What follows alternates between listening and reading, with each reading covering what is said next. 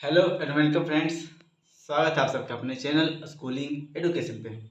दोस्तों, सबसे पहले मैं तहे दिल से माफ़ी मांगना चाहता हूँ कि कुछ समय से आपकी कक्षाएं बंद थी, नहीं चल पा रही थी कुछ तकनीकी प्रॉब्लम्स के कारण। आज से हम लोग फिर से नई सीरीज से स्टार्ट करने वाले हैं। दोस्तों, आप चैनल पे नए हो तो चैनल को सब्सक्राइब करें, वीडियो को लाइक करें और अन्य स्टूडेंट्स के साथ शेयर करें।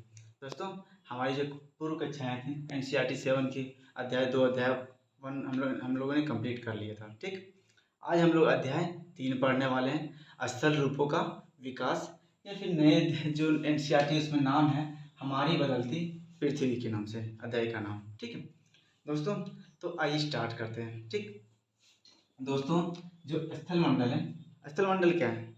तो स्थल दो शब्दों से मिलकर बना है। पहला भाग जो है वो क्या है? स्थल है, और दूसरा मंडल। मतलब स्थल हो गया एक, दूसरा मंडल। मंडल में क्या होता है? चारों ओर। ठीक ठीक, ये घेराव, ठीक है, या आवरण, कुछ भी बोल सकते हैं। तो पृथ्वी के जो ठोस सतह है, धरातल की जो ये पृथ्वी होगी, ठीक है, पृथ्वी है, ठीक, इसकी जो ठोस सतह है, ठोस ऊपर पट्टी है, इसको हम लोग क्या बोलते हैं? स्थल खंड बोलते हैं, स्थल मंडल बोलते हैं। ठीक है, पूरी पृथ्वी में जितने भी द्वीपीय महाद्वीपीय सब मिक्स मिला करके जो स्थल खंड होता है, ठीक, और उसमें महासागर के स्थल खंड भी आते हैं, महासागर के ऊपर पट्टी भी आते हैं। तो मानव जहाँ पे निवास करता है, ठीक है, मानव हो गया, जीव जंतु हो गया, वनस्पति जहाँ पे भी उगते हैं, वो क्या कहलाता है? स्थल मंडल कहलाता है। ठीक, तो दोस्तों हम लोग देखते हैं आगे, इसमें प्लेट है, ठीक है। स्थल मंडल क्या है? वो विभिन्न प्लेटों से मिलकर बना है। अब प्लेट क्या है? तो हम लोग आमतौर पर किस बोलते हैं? जिसपे हम लोग कहते हैं नाश्ता करते हैं, फिर खाना खाते हैं, जो प्लेट है लगभग उसी को मतलब दिमाग में रख कर उसकी कल्पना जो है वो प्लेट के रूप में की गई। ठीक है, पृथ्वी क्या स्थल मंडल क्या है? वो विभिन्न विभिन्न प्लेटों से मिल करके बना है। ठीक है,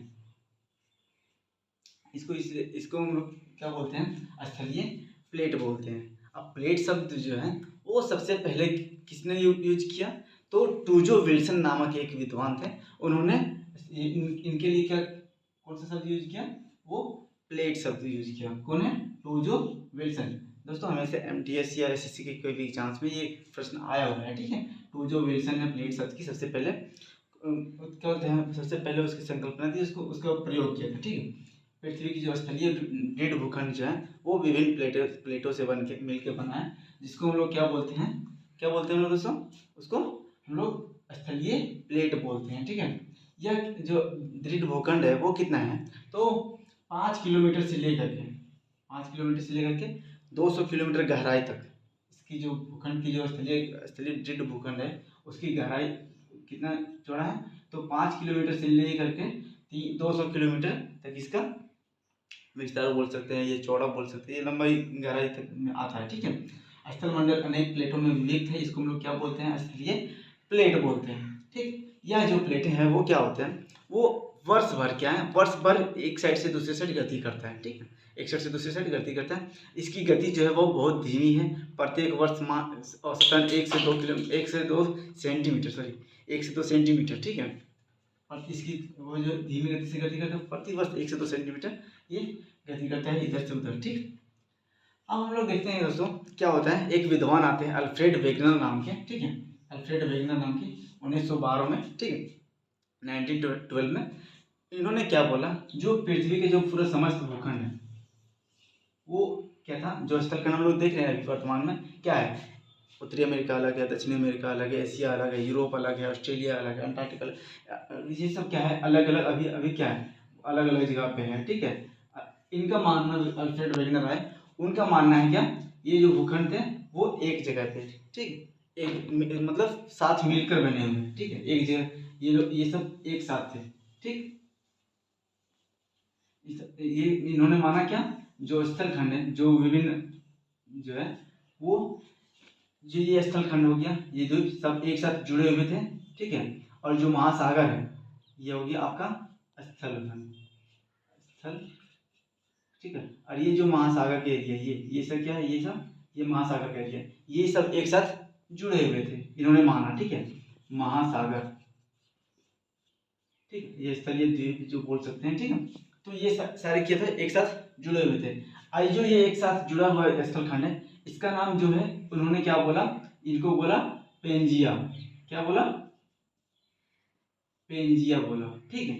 और ये जो महासागर जो एक साथ सारे एक साथ जुड़े हुए थे उसका नाम क्या बोला इन्होंने? पेंथालासा। पेंथालासा। ठीक है। धीरे धीरे आगे के कालखंडों में क्या होता है, इसमें विखंडन होता है। ठीक है। अब ये जो पेंजिया महाद्वीप पेंजिया जो है महाद्वीप जो है उसमें क्या होता है, विखंडन होता है। ये दो भागों में टूट जाता है। ठीक है। दो भागों में टूट जाता है। ठीक। और यहाँ बीच में 33 सागर रहता है। ठीक। दो भागों में टूट गया। ठीक है। तो ऊपर वाले खंड को इन्होंने क्या बोला? अंगारा लैंड। क्या बोला? अंगारा लैंड। ठीक है। इसको ऊपर वाले खंड को क्या बोल दिया? अंगारा लैंड। और नीचे वाला खंड को इन्होंने क्या बोला? गोंडवाना लैंड। ठीक।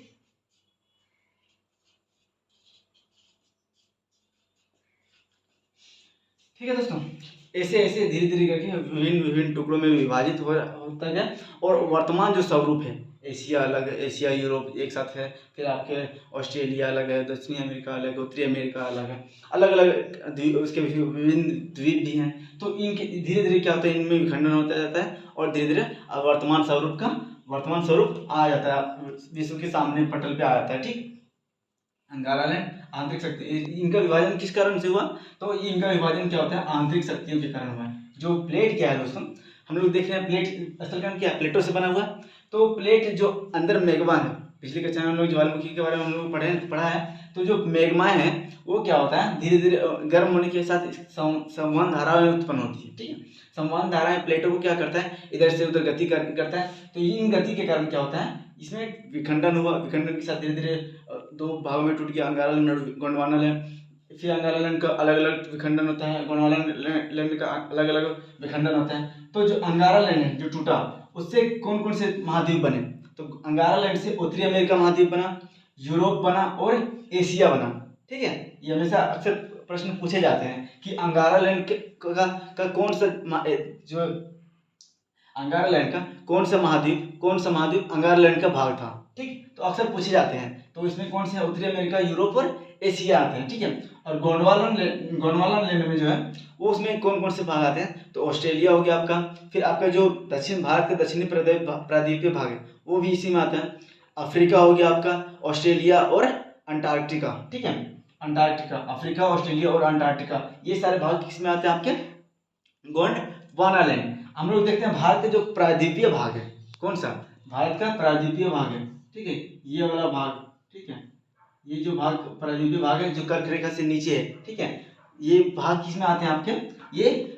ये गोंडवाना लैंड के भाग हैं। ठीक है। धीरे धीरे इसमें जो गति प्लेटों में गति हो रही थी, धीरे धीरे ये क्या गति जाके आपका एशिया के महाद्वीप के साथ इसमें टकराव होता है और हम लोग देखते हैं हिमालय की उत्पत्ति होती है। तो आगे की कक्षा में हम लोग हिमालय की उत्पत्ति के बारे में पढ़ने वाले हैं। ठीक। इसमें हम लोग जो झारखंड का जो छोटा नागपुर का पठार है, दक्कन का पठार है, ये भी आपका किसका भाग है? तो ये गोंडवाना लैंड का भाग है, याद रखेंगे। ठीक है। भारत में जो पृथ्वी की जो गतियां हैं, अभी मैंने बताया क्या पता है, पृथ्वी की आंतरिक शक्तियों के कारण इसमें विखंडन होता है। तो पृथ्वी की जो गतियां हैं उसको दो भागों में बांटा गया। कितने भागों में? दो भागों में। पहला है अंतर्जनित बल और दूसरा है बाह्य जनित बल। अब अंतर्जनित बल मतलब धरातल के अंदर जो भी गति उत्पन्न हो रही है, जो भी क्रियाओं के कारण जो भी बल उत्पन्न हो रहा है उसको हम लोग क्या बोलते हैं? अंतर्जनित बल बोलते हैं। इसको इंग्लिश में हम लोग इंडोजेनिक बोलते हैं। इंडोजेनिक मतलब इंडो मतलब अंतर, जेनिक मतलब उत्पत्ति, मतलब अंदर उत्पन्न होने वाले बल। ठीक। इसके बाद देखते हैं बहिर्जनित। बहिर्जनित मतलब बाह्य कारक। जैसे हम लोगों ने क्या पढ़ा था, पवन जो अपर्दन कारक है, निक्षेपण कारक है और परिवहन के द्वारा जो क्या होता है, रसल रूपों का जो कटाव और नए वस्त्र रूप का विकास होता है। हम लोग पिछले कक्षा में पढ़ चुके हैं। इसके बाद फिर से हम लोग डिटेल में जानने वाले हैं। तो बहिर्जनित मतलब बाह्य कारक। ठीक है। एक्सोजेनिक, इसका इंग्लिश में तो एक्सोजेनिक। ठीक है। एक्सो मतलब बाह्य और उत्पत्ति मतलब जेनिक मतलब उत्पत्ति, मतलब बाह्य कारकों के कारण जो बल उत्पन्न होता है उसके कारण जो गति होती है उसको हम लोग पृथ्वी क्या बोलते हैं? अंतर्जनित बाह्यजनित बल बोलते हैं। इसमें हम लोग क्या देखते हैं? अपर्दन के कारक आते हैं, पवन, वायु, हिमनद, ये सारे जो तरंग और भी जो कारक है वो सारे कारक इसमें आते हैं। ठीक है। आगे हम लोग देखें तो पृथ्वी की गतियाँ जो है, पृथ्वी की गतियाँ किस प्रकार से स्थल रूपों का विकास करती है। ठीक है, आज हम लोग डिटेल में यही चीज़ देखने वाले हैं कि स्थल रूपों का जो विकास है उस किस प्रकार से होने वाला है। दोस्तों लाइक शेयर करते चलो दोस्तों। ठीक है, पृथ्वी की गतियाँ, ठीक है, पृथ्वी की गतियाँ कितने प्रकार की है दोस्तों, अभी मैंने बताया पृथ्वी की गति कितने प्रकार की है। पहला एक अंतर्जनित बल, ठीक है, जो धरातल के अंदर होता है, ठीक है, धरातल के अंदर उत्पन्न होते हैं। और दूसरा है बहिर्जनित बल, मतलब धरातल के ऊपरी सतह पे जो बाहर, धरातल के बाहर जो कार्य करता है उसके कारण से जो बल उत्पन्न होता है, जो ताकत उत्पन्न होती है, जो गति उत्पन्न होती है, उसको हम लोग क्या बोलते हैं, बहिर्जनित बल बोलते हैं। ठीक, जो आकस्मिक बल है, जो अंतर्जनित बल है, वो दो प्रकार के होते हैं। कौन से, तो पहला है आपका आकस्मिक बल। ठीक है, आकस्मिक मतलब अचानक से उत्पन्न होने वाले बल। ठीक है, दूसरा है पटल निरूपण बल, ये बहुत धीमी गति से होती है। पटल जो है प्लेट जो हमने अभी बताया, क्या थोड़ी देर पहले बताया, क्या प्लेट क्या करती है, वो वर्ष में लगभग 1 सेंटीमीटर 1.5 सेंटीमीटर मतलब प्रति वर्ष इसी तरह से गति करती है, मतलब धीमी तरह गति करती है, धीमी गति से। तो ये जो है धीमी गति के कारण होता है, और यही कारक जो है वो पर्वत निर्माण कारक बल है। ठीक है, कौन सा, आपका पटल विरूपण बल। ठीक है, जो एक अंतर्जनित बल है। ठीक, आकस्मिक बल में कौन कौन से आते हैं, तो प्लेट जो गति करते हैं उसके कारण क्या होता है, आपके ये बल उत्पन्न होते हैं। जैसे भूकंप हो गया आपका, ज्वालामुखी हो गया आपका, ये जो है भूकंप और ज्वालामुखी किससे उत्पन्न होते हैं, ये प्लेट की गति करने के कारण उत्पन्न होते हैं। भूस्खलन हम लोग देखते हैं, क्या है भूस्खलन, तो भूस्खलन दो शब्दों से मिलकर बना है। ठीक है, एक हो गया आपका भू और दूसरा है आपका स्खलन। ठीक, तो ये जो भूस्खलन, भूमि मतलब भूमि धरातल का, ठीक है, और स्खलन मतलब गिर जाना है। ठीक है, तो पर्वतों के क्षेत्र में क्या होता है दोस्तों, कि जो पर्वतीय क्षेत्र में जो घाटियां जो बनती है, ठीक है, उसमें क्या होता है, आज बारिश हुआ, ठीक है, तो बारिश होने के कारण ये यहाँ वाला जो धरातल है, जो जमीन है, वो क्या होता है, गीली हो जाती है, इसकी मिट्टी के पकड़ क्या होता है, ढीली हो जाती है। तो अचानक से गुरुत्वाकर्षण बल और क्या, गुरुत्वाकर्षण बल और ढाल के सारे क्या होता है, ये जो जमीन है, यहाँ की जो मिट्टी है वो क्या होती है, वो ढाल के सारे नीचे अचानक गिर जाती है। ठीक है, इसको हम लोग क्या बोलते हैं, भूस्खलन बोलते हैं। ठीक है, भूमि का स्खलन हो जाना। ठीक है, दूसरा है बहिर्जनित बल। ठीक है, बहिर्जनित बल में हम लोग देखते हैं ये कौन कौन से कारक कार्य करते हैं, तो आपके अपर्दन कारक जो धरातल के ऊपर कार्य करते हैं, वह निक्षेपण कारक। ठीक है, तो धरातल के अपर्दन और निक्षेपण के दूत किसको बोलते हैं, हम लोग किसको बोलते हैं, तो ये अपर्दन के कारक जो है, नदी हो गया आपका, पवन हो गया, हिमनद हो गया, भूमिगत जल हो गया, समुद्री तरंग हो गई, ये सारे क्या है, ये सारे क्या है आपके अपर्दन के दूत, इनको बोला जाता है। ठीक है, याद रखिएगा अपर्दन के दूत किनको बोला जाता है, तो बाहरी धरातल के बाहर जो गति कार्य करती है। ठीक है, पवन हो गया, आपका नदी हो गया, ये सारी चीजों को हम लोग क्या बोलते हैं, अपर्दन के दूत बोलते हैं। ठीक है, नदी ये किस प्रकार कार्य करती है, तो नदी पर्वतीय क्षेत्र से उत्पन्न होती है। कहाँ से उत्पन्न होती है, पर्वतीय क्षेत्र या फिर ग्लेशियर से उत्पन्न होती है, ढाल ऊंची भूमि से उत्पन्न होती है। अब उसके बाद वह नदी क्या करती है, वह मैदानी भाग में धीरे धीरे गति करती है। तो पर्वतीय क्षेत्र से जहाँ से उत्पन्न हुई, यहाँ पे क्या करती है, वो यहाँ पे इसका वेग अधिक होता है, क्योंकि इसको ढाल मिलता है, ढाल मिलने के कारण इसका क्या होता है, वेग अधिक होता है। तो जमीन को क्या करती है, वो काटती जाती है नीचे। ठीक है, जमीन को क्या करती है, काटते जाती है। ठीक है, अब काटने के कारण यहाँ पे क्या होता है, गड्ढा बन जाता है। अब यहाँ के जो अवसाद, जो काटने के बाद जो अवसाद उत्पन्न हुए, वो क्या करेगी, जहाँ पे उसका वेग कम होगा, जहाँ पे वेग कम होगा, जहाँ पे समतल भाग होगा, वहाँ पे क्या करेगी, निक्षेपण करेगी। ठीक है, तो यहाँ पे हम लोग मुख्य रूप से देखते हैं अपर्दन के, पर्वतीय क्षेत्र में मुख्य रूप से अपर्दन के क्या बोलते हैं, अपर्दन के कारण उत्पन्न भूमि निर्माण जो होता है, स्थल रूप का निर्माण होता है, वो चीज़ देखने को मिलते हैं। मैदानी भाग और डेल्टाई क्षेत्र में हम लोग देखते हैं जो अच्छा नदी के अवसादों का निक्षेपण के कारण मुख्य रूप से जो भूमि बनती है उसको हम लोग देखते हैं। ठीक है, इसी तरह पवन भी क्या करती है, अपना जहाँ पे शुष्क क्षेत्र होता है वहाँ पे पवन भी अपना मुख्य रूप से कार्य करता है। ठीक है, इसके स्थल रूप देखने को मिलते हैं। हिमनद क्षेत्र में, ग्लेशियर क्षेत्र में हम लोग हिमनद के द्वारा निर्मित स्थल कृति देखते हैं। भूमिगत जल के रूप में भी हम लोग देखते हैं, कास्ट प्रदेश में इसका मुख्य रूप से इसका स्थल रूप बनते हैं। समुद्री तरंग जो है वो क्या करती है, समुद्री तरंग भी जो तटीय इलाके हैं वो लहरें क्या करती है, गति से आती है और जाके तटीय भाग को चोट पहुंचाती है, मतलब उसे अपर्दन करती है और उसके बाद वापस शील्ड को लेकर के समुद्र में चली जाती है। कभी कभी सिल्ट को वह जाके जो समुद्र के जो क्षेत्र से जो उत्पन्न जो गाछ है उसको क्या करती है, अपने समुद्र के तटीय भाग में छोड़ देती है। तो इस रूप से, इस तरह से हम लोग देखते हैं इसका स्थल रूपों का विकास होता है। ठीक है, हम लोग अभी ज्वालामुखी देखने वाले हैं। ठीक दोस्तों, आगे हम लोग ज्वालामुखी के बारे में देखते हैं। ठीक है, ज्वालामुखी, ज्वालामुखी दो शब्दों से मिलकर बना है। ठीक है, एक हो गया आपका ज्वाला, ठीक है, प्लस मुखी,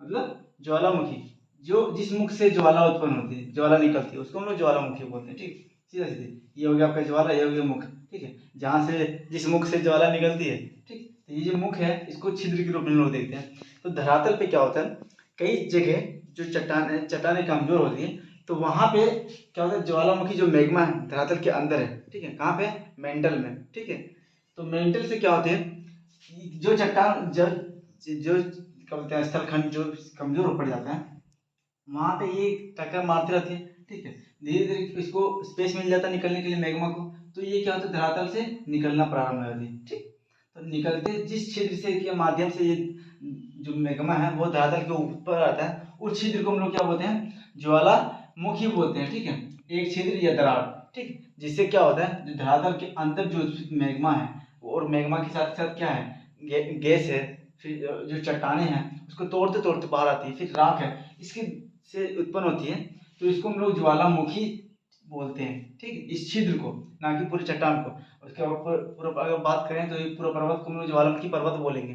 ठीक, अगर ये धरातल है, यहाँ से मैग्मा, मैग्मा यहाँ पे, मैग्मा यहाँ से इसको कठोर चट्टान मिल गई, यहाँ पे कमजोर चट्टान मिली। ठीक है, तो यहाँ से अगर निकल रही है, तो इस छिद्र के माध्यम से ये निकल रही है धीरे धीरे, तो इस छिद्र को हम लोग क्या बोलेंगे, ज्वालामुखी बोलेंगे। ठीक है, या फिर यहाँ पे दरार उत्पन्न हो गया, तो दरार के कारण अगर निकल रहा है तो इस दरार को हम लोग ज्वालामुखी बोलते हैं। ठीक है, छिद्रीय दरार जिससे मैग्मा बाहर निकलती है, कौन कौन सी क्या क्या निकलती है, गर्म लावा हो गया, मैग्मा गैस हो गया, राख हो गया, चट्टान हो गया, ये चार चीजें। ठीक, आगे देखें तो ये आपका एक मैंने मैप के रूप में, मानचित्र के रूप में बनाया। ठीक है दोस्तों, तो ये आपका हो गया यहाँ पे मैग्मा का भंडार बोल सकते हैं, मैग्मा मेंटल के रूप, मेंटल में। ठीक है, मैग्मा का भंडार है, तो यहाँ पे इसको क्या कमजोर चट्टानें मिले, तो ये धरातल से निकलना प्रारंभ हो गई। ठीक है, तो ये एक इधर एक मतलब इसको कमजोर जहाँ पे चट्टानें मिलती है वहां से वो निकलने का प्रयास करती है, इसको हम लोग निकास नली बोलते हैं। ठीक है, जिस नली के माध्यम से ये निकल रही है उसको क्या बोलते हैं हम लोग, निकास नली बोलते हैं। ठीक, और जिस मुख से निकलता है, ठीक है, जहाँ पे मुख इस चट्टान देखिए यहाँ पे इसका मुख है यहाँ पे, तो यहाँ से निकल रहा है, तो इसको हम लोग क्या बोलते हैं, क्रेटर बोलते हैं। ठीक, क्रेटर बोलते हैं। ठीक है, यही क्रेटर जब धीरे धीरे चौड़ा हो जाता है, ठीक, और जब पानी बढ़ जाता है हम लोग उसको क्या बोलते हैं, कॉल्डेरा बोलते हैं। ठीक, इससे क्या क्या निकल रहा है, तो राख राख निकल रहा है, गैस निकल रहा है, उसके बाद फिर लावा भी निकल रहा है। ठीक है, ये सारी चीजें इसके निकलती है इससे। ठीक, तो हम लोग देखते हैं जो स्ट्रामबोली है, एक ज्वालामुखी पर्वत है दोस्तों स्ट्रामबोली, ये कहाँ है आपका, इटली में है। ठीक है, तो इसको हम लोग क्या बोलते हैं, भूमध्य सागर का इसको प्रकाश स्तंभ बोला जाता है, भूमध्य सागर का प्रकाश स्तंभ बोलते हैं। किसको बोलते हैं, स्ट्रामबोली को बोला जाता है। एग्जाम में अक्सर आने वाला प्रश्न है। ठीक है, स्ट्रामबोली, भूमध्य सागर का प्रकाश स्तंभ किसको बोलते हैं, तो स्ट्रामबोली को बोलते हैं। ये कहाँ पे स्थित है, इटली में स्थित है, माउंट केटोपेक्सी, माउंट कोटोपेक्सी। ठीक है, यह एक जागृत ज्वालामुखी है जो सब विश्व का सबसे ऊंचा पर स्थित है, ऊंचाई पर स्थित है। कौन सा, विश्व की सबसे ऊंचाई पर स्थित जागृत ज्वालामुखी आपका क्या हो गया, माउंट केटोपेक्सी। तो ये कहाँ पे है, तो ये आपका है दक्षिणी अमेरिका के जो क्या बोलते हैं एंडीज पर्वत श्रृंखला है, दक्षिणी अमेरिका की जो एंडीज पर्वत श्रृंखला है उसमें आपका माउंट केटोपेक्सी है। ठीक, आगे देखें तो ज्वालामुखी के प्रकार की बात करें तो ज्वालामुखी जो प्रकार है वो 3 प्रकार से मुख्यतः हम लोग देखते हैं। इसको अलग अलग कैटेगरी में अलग अलग बांटा जाता है। मुख्य रूप से हम लोग देखते हैं 3 प्रकार के। पहला है आपका सक्रिय या फिर जागृत ज्वालामुखी। ठीक, सक्रिय जागृत ज्वालामुखी, दूसरा आपको प्रसुप्त ज्वालामुखी और तीसरा आपका शांत ज्वालामुखी। तो आपका ये सक्रिय ज्वालामुखी मतलब ये एक्टिव है। एक्टिव मतलब इससे जो राख हो गया, आपका गैस हो गया, आपका लावा हो गया, ये सारी चीजें क्या होती हैं, ये निकलते रहती है, बंद नहीं होती, निकलते रहती है। ठीक है, तो इसके प्रकार की बात करें तो हम लोग देखते हैं एटना, माउंट एटना, ये भी कहाँ आपका, ये भी आपका इटली में है। स्ट्रामबोली हो गया, केटोपेक्सी हो गया और मोनोलोवा, ये आपके क्या होते हैं, ये आपके जागृत ज्वालामुखी हैं। कौन कौन से, एटना, स्ट्रामबोली, केटोपेक्सी और मोनोलोवा। ठीक है दोस्तों, आप कमेंट बॉक्स में बताइए कि भारत में एक जागृत ज्वालामुखी है वो कहाँ पे स्थित है। ठीक है, नेक्स्ट है प्रसुप्त ज्वालामुखी।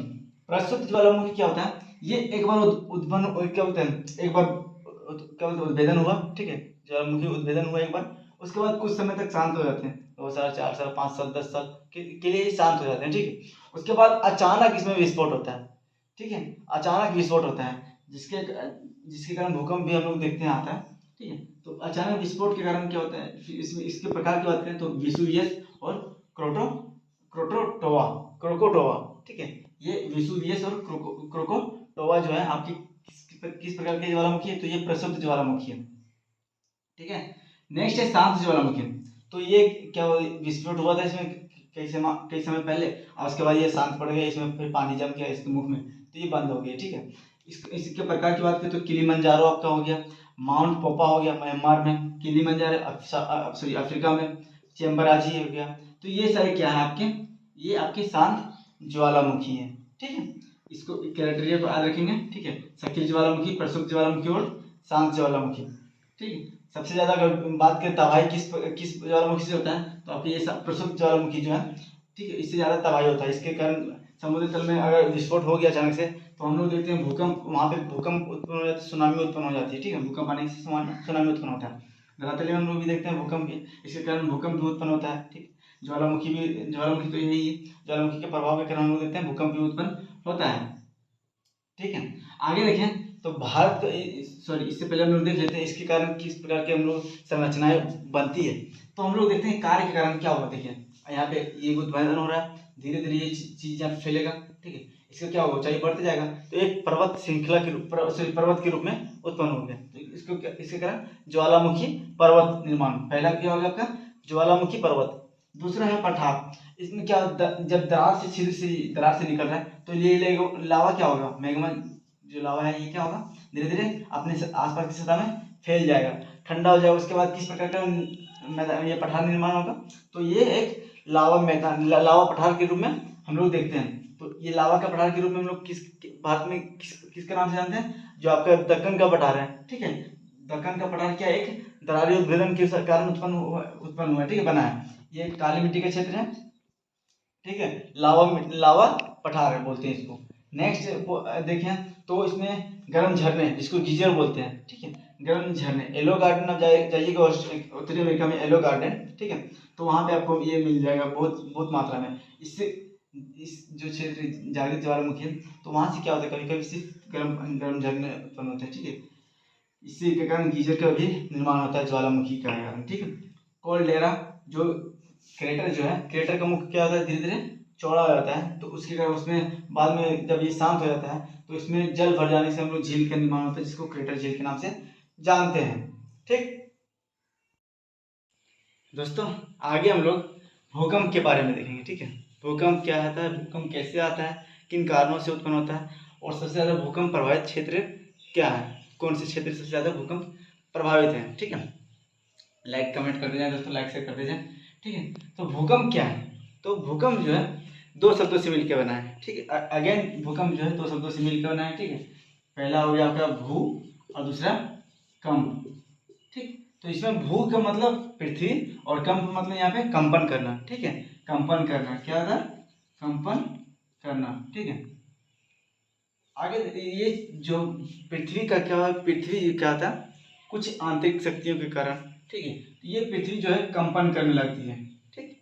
अब आज रात में आप सोए होंगे तो कभी कभी महसूस हुआ होगा जब भूकंप आया होगा आपके क्षेत्र में, तो क्या होता है कि घर की जो चीज़ें होती हैं वो अचानक से हिलने लगती है, पता नहीं चलता कि क्या हो रहा है नहीं हो रहा है, सब अचानक से सुनने में मिलता है कि अचानक से कि यहाँ पे हिमालय के क्षेत्र में आज भूकंप आया, आए दिन सुनने को मिलता है जापान में भूकंप आया।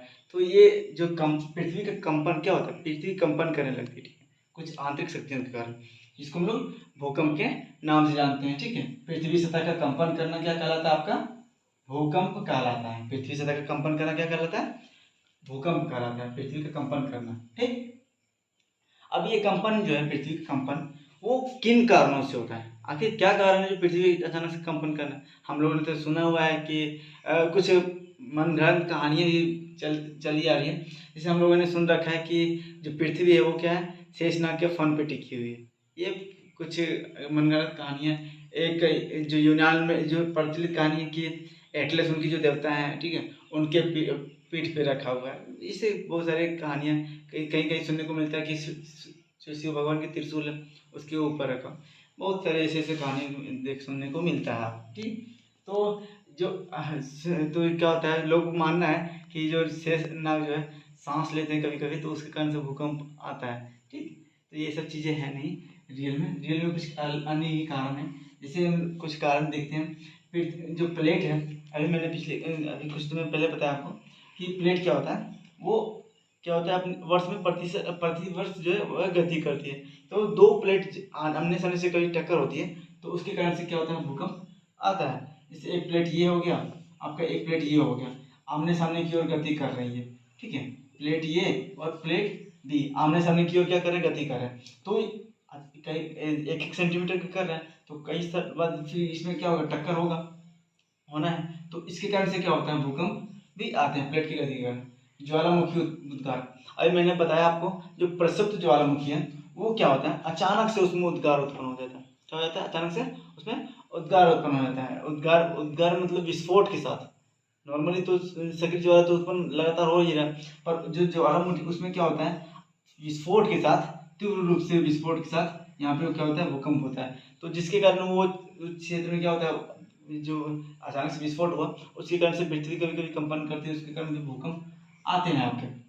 भूपटल भ्रंश, मैंने जो भूस्खलन की क्रियाएं बताया उसके कारण से भी कभी कभी आपके भूकंप आते हैं। जलीय भार हो गया, प्लेट विवर्तनिक हो गया, ये सारी आम जो है जो मुख्य रूप से कई कई बार हम लोग देखते हैं कि जो जहाँ पे बांध, मुख्य रूप से ज़्यादा बांध बने हुए उस क्षेत्र में भी भूकंप आपके आते हैं। ठीक है, बांध वाले क्षेत्र में, बांध वाले क्षेत्र में कहाँ पे, बांध बहुउद्देशीय परियोजना जहाँ पे बांध वाले क्षेत्र है वहाँ पे भूकंप आपके आते हैं। ठीक है, आपका उसके बाद फिर कभी कभी देखते हैं परमाणु परीक्षण किया जाता है तो जो बम का विस्फोट होता है, तो बम के विस्फोट के कारण, ठीक है, बम के विस्फोट के कारण भी कभी कभी भूकंप आते हैं। जब ताकतवर बम जो विस्फोट किया जाता है परीक्षण के लिए, तो उस टाइम पे भी कभी कभी भूकंप, नॉर्मल भूकंप आते हैं। ये सब भूकंप उतने ज़्यादा प्रभावित नहीं करते आप जितना आपका ये प्लेट की गति वाले हो गया, जैसे ज्वालामुखी हो गया, विवर्तनिक के कारण उत्पन्न भूकंप होता है, ये सब ज़्यादा प्रभावित करते हैं। ठीक, जो उल्का पिंड हो गया, उल्का पिंड धरातल पे कभी कभी गिर जाते हैं, तो जिस क्षेत्र में आपको वो गिरा वहाँ पे भी पृथ्वी कभी कभी कंपन करती है, भूकंप आते हैं। ठीक, हम जब देखते हैं दोस्तों, तो जो भारत का प्रायद्वीपीय भाग है उसको माना जाता है कि ये भाग जो है इसमें भूकंप नहीं, मतलब ये कठोर भाग है, ये यहाँ पे स्थिर भाग है। ठीक है, इसमें यहाँ पे भूकंप नहीं आएगा, संतुलित भाग है यहाँ पे। पर हम लोगों ने देखा कि जो कोयना है, कोयना कहाँ पे आपका, ये कोयना, तो आपका ये कोयना है महाराष्ट्र के क्षेत्र में। यहाँ पे क्या हुआ, भूकंप आया आपका, किस कारण से, भूमि के असंतुलन के कारण। ठीक है, भूमि के असंतुलन के कारण यहाँ पे क्या हुआ है, भूकंप आया। कब आया, 1967। तो ये जो मान्यता थी इन लोगों की कि पृथ्वी के जो भारत के जो प्रायद्वीपीय भाग है वहाँ पे भूकंप नहीं आएगा, ये स्थिर भाग है, यहाँ पे संतुलित भाग है, तो यहाँ पे भूकंप नहीं आएगा। पर लेकिन इस भूकंप ने ये मान्यता भी रद्द कर दी। ठीक है, आगे देखते हैं। तो भूकंप जो उत्पन्न होता है दोस्तों, तो भूकंप उत्पन्न के समय हम लोग देखते हैं जहाँ से भूकंप उत्पन्न हो रहा है। ठीक है, मान लेते हैं ये पृथ्वी है आपका। ठीक है, पृथ्वी के किसी एक भाग से, किसी एक कंट्री से भूकंप उत्पन्न हो रहा है। ठीक, तो उसको हम लोग क्या बोलेंगे, उद्गम केंद्र, या फिर इसी को हम लोग फोकस बोलते हैं। ठीक है, इसी को क्या बोलते हैं, उद्गम केंद्र बोलते हैं या फिर फोकस बोलते हैं। ठीक है, अब भूकंप यहाँ पे इस केंद्र से, धरातल के अंदर के एक केंद्र से उत्पन्न हुआ। ठीक, अब उसके बाद इसकी कंपन जो है, कंपन धीरे धीरे क्या होता है, फैलता है। तो जहाँ पे धरातल का सबसे पहले टच हुआ, इसका कंपन महसूस किया गया, मान लेते इस केंद्र पे आपने सबसे पहले लोगों ने महसूस किया, तो इस केंद्र को हम लोग क्या बोलेंगे, इस केंद्र को क्या बोलेंगे, अधिकेंद्र बोलेंगे। ठीक, इसको क्या बोलेंगे, अधिकेंद्र बोलेंगे। जैसे यहाँ पे भूकंप, इसका कंपन हुआ, भूकंप के कंपन के बाद धीरे धीरे इसकी जो कंपन है सबसे पहले यहाँ पे महसूस किया गया, तो इसको हम लोग क्या बोलते हैं, अधिकेंद्र बोलते हैं। ठीक, उद्गम क्या हो गया, जिस बिंदु से भूकंप उद्गम हुआ, अधिकेंद्र जहाँ से भूकंप सबसे पहले महसूस किया गया। ठीक, अब देखते हैं भूकंपीय तरंगें। जब भूकंप उत्पन्न होता है दोस्तों, तो कई तरंगें उत्पन्न होती है। ठीक है, जो हम लोग देखते हैं कंपन जो हो रहा है, तो कंपन जो है उसको कई तरंगों में बांटा गया। भूकंपीय तरंग जो है, पहला आपका पी तरंग हो गया आपका, जिसको हम लोग प्राइमरी वेव भी बोलते हैं। दूसरा आपका सेकेंडरी तरंग हो गया, एस तरंग हो गया, जिसको हम लोग सेकेंडरी तरंग भी बोलते हैं। और तीसरा हो गया एल तरंग, ठीक है, इसको हम लोग लैंड वेव भी बोलते हैं, ठीक। तो पी तरंगे जो है प्राइमरी वेव्स है, वो एक अनुदैर्ध्य तरंग है। कैसी तरंग है? एक अनुदैर्ध्य तरंग है। जो आपके एस तरंग है वो आपका अनुप्रस्थ तरंग है। किस प्रकार का? अनुप्रस्थ, ठीक है। और जो एल तरंग है वो पृष्ठीय तरंग है। पृष्ठीय तरंग मतलब धरातल पे गमन करता है, ये बहुत स्लो है। सबसे पहले जो तरंग महसूस किया जाता है वो पी तरंग है, धरातल पे सबसे तेज जो है वो गति करता है पी तरंग, उसके बाद फिर एस तरंग, उसके बाद फिर ये बहुत धीमी गति करता है एल तरंग जो है। और सबसे ज़्यादा जो हानि पहुंचाने का काम करता है भूकंप के दौरान, तो आपका जो है एल तरंग, सबसे एल वेव जो है, एल वेव ये सबसे ज़्यादा आपको हानि पहुंचाता है भूकंप के दौरान, ठीक। भूकंप, कुछ भूकंप प्रभावित क्षेत्र हैं, तो इससे इससे पहले देख लेते हैं जो भूकंप जो हम लोग अध्ययन करते हैं, भूकंप का जहाँ जो अध्ययन किया जाता है उसको हम लोग एक अलग ब्रांच में अध्ययन करते हैं, उसको हम लोग सिस्मोलॉजी के नाम से जानते हैं। किस क्या बोलते हैं इसको? सिस्मोलॉजी बोलते हैं, ठीक है। जैसे हम लोग इको के बारे में, मतलब परिस्थिति के बारे में हम लोग अध्ययन करते हैं, उसको हम लोग क्या बोलते हैं? उसको हम लोग इकोलॉजी बोलते हैं, ठीक है। मौसम को मेट्रोलॉजी बोलते हैं। ये इस तरह बहुत सारे इसके टर्म है। जियोलॉजी, पृथ्वी के अंदर आंतरिक भाग का हम लोग अध्ययन करते हैं, उसको हम लोग जियोलॉजी बोलते हैं। इसी प्रकार भूकंप का जहाँ पे अध्ययन किया जाता है, भूकंप का अध्ययन एक उसकी विशेष शाखा है, उसको हम लोग सिस्मोलॉजी बोलते हैं, ठीक है। सिस्मोलॉजी बोलते हैं, ठीक। इसको जो भूकंप है जो आया उसको मापा जाता है, ठीक है, कि किस यह कितनी तीव्रता का था, ठीक। ये कितना, ये इसकी तीव्रता किस मापे, ये किसने कितना हानि पहुंचाया, इसकी तीव्रता मापने के लिए हम लोग देखते हैं रिएक्टर स्केल का यूज किया जाता है। रिएक्टर स्केल, इसमें 0 से 7 तक की एक संख्या होती है, ठीक है, ठीक है। मतलब ये 0 से 2 3 के आसपास है तो मतलब नॉर्मल भूकंप है, 5 6 है तो मतलब 5 के आसपास, 4 5 के आसपास सामान्य भूकंप, 6 से ऊपर जो है तो वो एक क्या बोलते हैं विस्फोटक, एक मतलब एक बहुत तबाही करने वाला भूकंप होता है, ठीक। गुजरात जो है, गुजरात 26 जनवरी के दिन स्कूल में झंडा फहराया जा रहा था, और उसी दौरान हम लोग देखते हैं भूकंप जो मतलब गुजरात में भुज क्षेत्र में है, भुज, गुजरात के भुज में, वहाँ पे 26 जनवरी के दिन क्या होता है, 26 जनवरी 2001 के समय वहाँ पे एक भूकंप आता है, जो इसका रिएक्टर कितना होता है 6.9, ठीक है, 6.9 तीव्रता थी इसकी। इसने बहुत हानि पहुँचाया उस टाइम पे। एक मतलब आंकड़ा जो है उसमें बताया था कि 5,000 लोग मारे गए, पर ऐसा है नहीं, ठीक है। मुझे लगता है आप भी अनुमान कर सकते हैं कि इससे कई ज़्यादा ही भूकंप में इससे कई ज़्यादा लोग ही मारे गए होंगे, ठीक है। 5,000 लोग, 75 लोग घायल हुए इस तरह के, ठीक है। इसमें 31 शिक्षक मारे गए थे, 31 शिक्षक जो है मारे गए थे, और बच्चों की संख्या लगभग 700 के आसपास बच्चे की, 300 700 बच्चे लगभग मारे गए थे, ठीक है। घूमने के घाट उतर गए थे, ठीक है, मारे गए थे। तो ये चीज़ें थी इसमें, ठीक है। आगे देखते हैं भूकंप प्रभावित क्षेत्र, तो कौन से क्षेत्र हैं जो भूकंप से सबसे ज़्यादा प्रभावित हैं, ठीक है। तो हम लोग देखते हैं भूकंप आता है किस किस क्षेत्र में, तो प्लेट की सीमावर्ती क्षेत्र है, जैसे ये क्षेत्र प्लेट हो गया आपका, ये बी प्लेट है, इसके जो सीमावर्ती क्षेत्र है ये टकराते हैं तो यहाँ पे क्या होगा, भूकंप आएगा टकराने के कारण। तो जो प्लेट की सीमावर्ती क्षेत्र है वहाँ पे आपका भूकंप सबसे ज़्यादा आता है। तो इसी क्रम में हम लोग देखते हैं परिप्रशांत मेखला जो है, परिप्रशांत मेखला मतलब प्रशांत महासागर के चारों ओर, ठीक है। यहाँ पे क्या है, ये एक आपका भूकंप जोन है, ठीक है, भूकंप जोन है। ये प्लेट के सीमावर्ती क्षेत्र थे जो भूकंप के जोन के रूप में हम लोग देखते हैं। इसमें जापान हो गया आपका, इंडोनेशिया हो गया, चिली हो गया आपका, जापान, इंडोनेशिया और चिली, यहाँ पे मुख्य रूप से बहुत सारे भूकंप आते रहते हैं, ठीक है, आइंदा आते रहते हैं, ठीक है। अब देखते हैं दूसरा जो प्रशांत परिमेखला जो है, प्रशांत परिमेखला को हम लोग रिंग ऑफ फायर भी बोलते हैं, ठीक है। रिंग ऑफ फायर क्यों बोलते हैं? रिंग ऑफ फायर बोलते हैं, ठीक। रिंग ऑफ फायर क्यों बोलते हैं हम इसको? तो जो परिप्रशांत परिमेखला जो है उसके चारों ओर ज्वालामुखी अग्नि वलय है, ठीक है, ज्वालामुखी उद्गार होता रहता है, इसके कारण से इसको हम लोग रिंग ऑफ फायर भी बोलते हैं, ठीक। अब दूसरा है मध्य महाद्वीपीय श्रृंखला। दूसरा मध्य महाद्वीपीय श्रृंखला जो है इसका विस्तार हम लोग देखते हैं, तो म्यांमार जो जो पर्वत है, अराकनियोमा पर्वत, म्यांमार के पर्वत से लेकर के भूमध्य सागर तक इसका विस्तार है, ठीक है, मध्य महाद्वीपीय श्रृंखला का, ठीक है। अब भारत भारत में हम लोग देखते हैं दोस्तों, तो आपका भारत का जो हिमालय क्षेत्र है, ठीक है, हिमालय और गंगा का मैदानी क्षेत्र, इसमें हमेशा भूकंप आते रहते हैं, ठीक है। ये भारत के सबसे ज़्यादा भूकंप आने वाले जोन है, ठीक है। तो दोस्तों इस वीडियो में इतना ही। नेक्स्ट वीडियो में हम लोग प्रमुख स्थलाकृति निर्माण के बारे में देखेंगे। नदी द्वारा पवन द्वारा हिमनद के द्वारा जो स्थलाकृतियों का निर्माण हो रहा है, ठीक है, उन स्थलाकृतियों के बारे में जानने वाले। इस वीडियो में इतना ही, ठीक है। इसके दूसरे पार्ट में हम लोग आगे की चर्चा दूसरे पार्ट में होगी। दोस्तों अगर वीडियो अच्छी लगी हो तो वीडियो को लाइक करें, कमेंट करें और अन्य स्टूडेंट्स के साथ शेयर करें। जय हिंद।